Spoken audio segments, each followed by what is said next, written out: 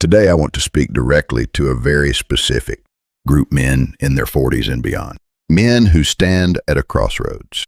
Men considering remarriage or already navigating the delicate terrain of a second relationship. At the center of this journey lies a deceptively simple question. If we truly love each other, won't everything work out? If someone is deeply wounded, can't love heal them? These are not naive questions. They are deeply human. And often they are asked by men who have already experienced. Lost men who carry the quiet weight of divorce and tell themselves, "This time I will be more understanding. This time I will protect better. This time I will take responsibility." It sounds noble. It sounds mature. But here is the uncomfortable truth. Relationships are not sustained by emotion alone. Beneath every relationship lies an invisible architecture, a psychological structure that determines how two individuals interact, respond, and ultimately either grow or collapse. Remarriage, therefore, is not fundamentally about love. It is about perception. It is about discernment. It is about understanding not just who someone is, but how their mind works. The first illusion. Love can heal everything. In many real-life cases, a man meets a woman carrying emotional scars. Her vulnerability feels raw and sincere. She says, "I only need you. You are my entire world." For many men, especially those who have experienced loss, this awakens a powerful instinct, the desire to protect, to heal. But this is where illusion begins. What feels like love is often driven by fear. Fear of abandonment, fear of loss, fear of inadequacy. In psychological terms, this is not secure attachment, but anxious attachment. And when fear becomes the foundation, a predictable progression unfolds. Attachment becomes dependency. Dependency becomes control. "I love you" slowly turns into, "Where are you? Who are you with? Why didn't you answer?" What once felt like intimacy becomes surveillance. The relationship transforms from mutual affection into emotional regulation through control. The question most men never ask. Most men entering a relationship ask, "Does she love me?" But the more important question is, does she understand herself? Because a person who does not understand their own fears will project them onto the relationship. Jealousy is not about you. Control is not about you. Emotional volatility is not about you. These are expressions of internal structures formed long before you arrived. And if those structures remain unexamined, your presence will not heal them, it will amplify them. Why we repeat the same pain? Why do people repeat the same suffering, even when they consciously want something different? Psychologically, the answer lies in unconscious patterns, attachment styles, cognitive distortions, unresolved trauma. Philosophically, it goes deeper. Human beings are driven not only by desire, but by what they do not understand about themselves. Unexamined fear becomes attachment. Attachment becomes expectation. Expectation becomes conflict. And conflict, when not understood, becomes repetition. Different person, same pattern, different relationship, same ending. The second illusion. Emotion is enough. Another common mistake is believing that strong emotion is a reliable basis for decision-making. But emotion is volatile. It rises quickly, intensifies dramatically, and fades unpredictably. Emotion is energy, but structure is direction.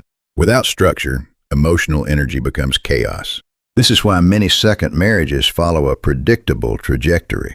They begin as love stories and end as negotiation battles. The third illusion, romanticizing remarriage.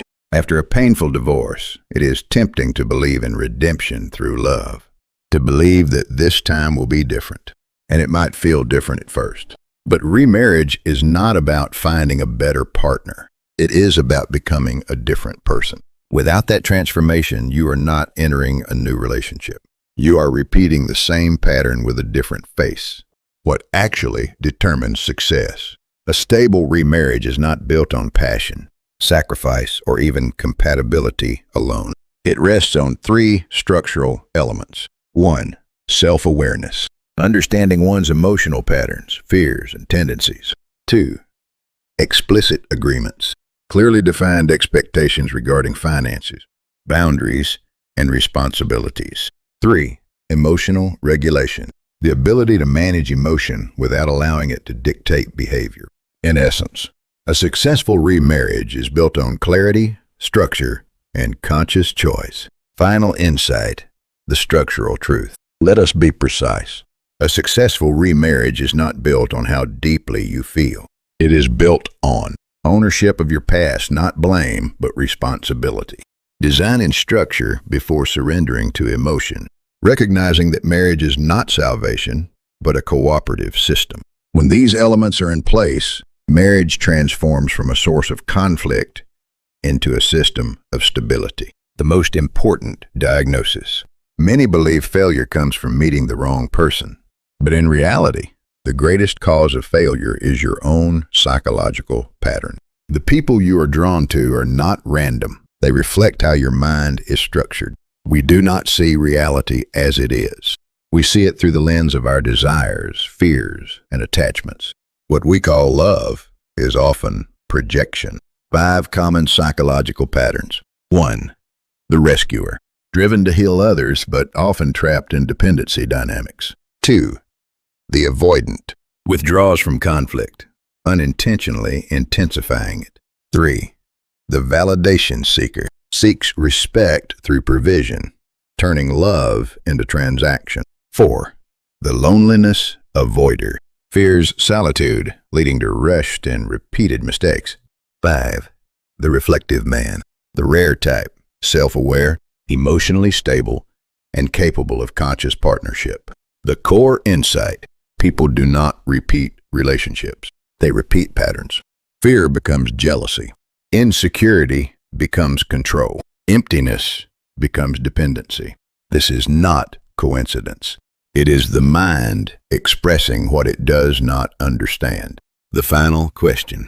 Instead of asking, "What kind of person do I love?"